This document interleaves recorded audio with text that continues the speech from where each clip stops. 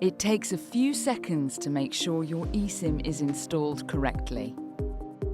Go to Settings, tap Mobile Service or Cellular, and tap Cellular or Mobile Data.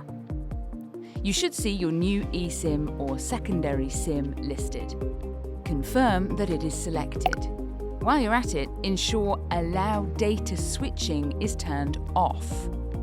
Then go back to Mobile Service or Cellular, tap Default Voice Line.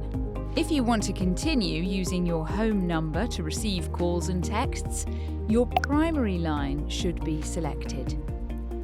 If your eSIM plan includes a new number for calls and texts, your secondary line should be selected. Finally, double-check that data roaming is turned on.